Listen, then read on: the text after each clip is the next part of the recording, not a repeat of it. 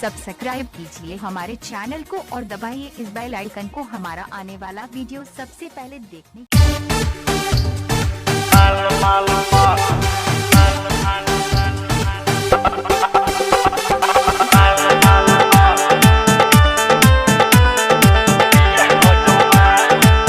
Music by Vikesh भोजपुरिया।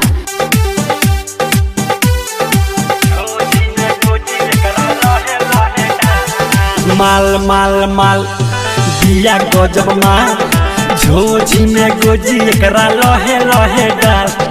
माल माल माल बिया गजब माल झोझी में गोजी एकरा लहे लहे डाल। खाल खाल खाल बाबे ढोढ़ी एकर खाल उठावा में लाली बाबे फूलल फूलल गाल। माल माल माल बिया गजब माल झोझी में गोजी एकरा लहे लहे ढाल।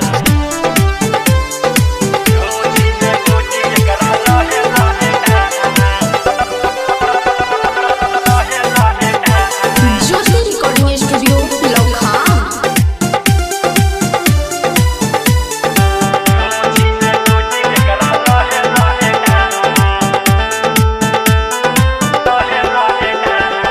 डॉलर डॉलर करे जो बनबावे गेल हाइल नीचे से ऊपर बिया तेलाइल।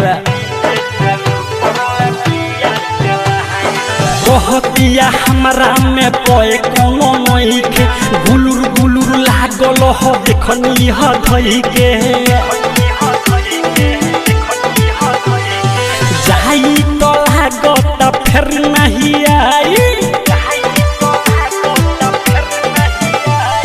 जाई तो लागत फिर नहीं आई। अखिया में काजर एकर नागिन जस चाल। माल माल माल बिया गजब माल झोझी में गोजी एकरा लहे लहे डाल। माल माल माल बिया गजब माल झोझी में गोजी एकरा लहे लहे डाल।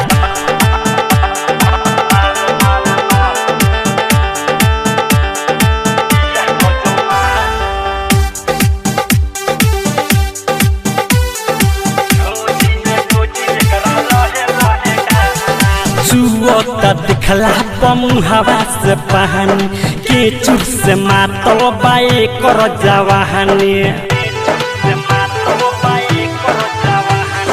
खुद खाद कर सजाया नहीं बचके नाचतिया कहला पहुरी मचके। अरे राइटर थारू बिकी राजा मिठू राइटर थारू बिकी राजा मिठू अब नया राता भइल बुढ़ा हाल। माल माल माल बिया गजब माल झोझी में गोजी एकरा लहे लहे ढाल। माल माल माल बिया गजब माल झोझी में गोजी एकरा लहे लहे ढाल।